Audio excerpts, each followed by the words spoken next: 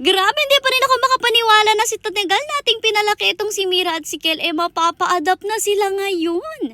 Hello pack members! Welcome back to Husky Pack TV! For today's video, another vlog na naman na talagang meron tayong mixed emotions dahil ngayong araw nga finally makakapag-adopt na naman tayo ng mga rescues natin. At wag kayo, hindi lang isa, hindi lang dalawa, kundi tatlo ang may ipa-adopt natin for today's video. O diba, nakakatuwa naman ang puso. Kahit medyo nakakalungkot nga syempre dahil mawawalay na rin nga sila sa atin. At syempre talaga napamahal na rin tayo sa kanila, lalo na nga dito kay Mira at kay Kel. Dahil sila talaga yung mas nagtagal sa atin. Simula nga nung na-rescue natin sila, na newborn pa lang sila. At tayo talaga nagpadede sa kanila at nagpalaki. Syempre talagang heartfelt moment na naman ite. Dahil nga syempre mamimiss din naman natin sila. Lalo na nakakamiss na may mga makukulit at mga nagngangat-ngat palagi dito sa labas. Pero at the same time, kasabay rin nga ng pagkamiss natin sa kanila, talagang napakasarap rin sa puso ng mga ganitong moments. Napakasarap lang rin kasi talagang isipin na yung mga puppies or yung mga buhay na sinukuan na noon ng mga tao, finally magkakaroon ng second chance to live. Imagine nyo, eto mga ipapa-adapt natin ngayon, sinukuan na sila noon ng kanilang dating fur parents at mga pinamigay or mga itinapon na. Pero ngayon, dahil nga sa ginagawa natin ganito, nagkakaroon sila ng second chance in life and second chance to live their life.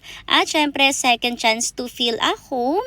At syempre, to feel love. Mapapaisip ka na lang rin talaga na grabe rin yung mga tao, no? Ang dali nilang sumuko sa ganitong mga animals, knowing na meron pa rin palang ibang tao out there na talagang kahit may mga taong cruel, meron pa rin talagang sobrang mapagmahal. Anyways, nagpaalam na rin nga pala itong Junakis ni Ajichi dito sa mga puppies kasi sa tagal nga ng mga puppies na to dito, siya lang rin talaga yung kasama nila. At ngayon nga, maghihiwa-hiwalay rin sila at palagi niyang may nagko-comment, bakit kasi hindi niyo pina-adapt na rin yung kapatid? Dapat dalawa na yung kinuha para nga magkasama na yung magkapatid. Actually, sa buhay ng mga aso, talagang normally nagkakahiwa-hiwalay nga po yung magkakapatid, lalo na kung ipinapa-adapt sila sa iba't ibang mga bahay. Ganun na lang rin talaga kasi yung life nila, usually naghihiwa-hiwalay rin nga sila. Pero happy pa rin tayo na kahit napahiwalay nga yung isa sa kapatid niya at ngayon pa lang siya maipa-adapt, at least meron na rin siyang forever home ngayon. Sadly, wala rin nga si mother nung time na to at nasa Mindoro siya. Yes guys, nag-trip to Mindoro na naman si mother at may surprise rin nga pala kami sa inyo, kaya abangan niyo yung vlog na yan tomorrow. Sa ngayon nga, gusto ko lang rin muna ipost ang vlog na to para malaman nga ninyo na talaga na ipa-adopt na natin itong si Mira, si Kel at yung isang rescue pup natin. Alam rin naman ni mother ito na ngayon na nga sila dadalhin sa mag-a-adopt sa kanila, at alam nyo ba, hindi na rin naman iba sa amin yung mag-a-adopt sa tatlong to. Yung mga mag-a-adopt kasi sa kanila dito lang din sa side ng father namin, kaya naman mayat mayarin talagang makikita namin sila dito since mostly ay mga kaibigan ng father namin yung mag-a-adopt sa kanila. Eto nga, dinadala na nga natin sila dito at kita nyo naman medyo curious pa talaga sila, pero at least kahit papano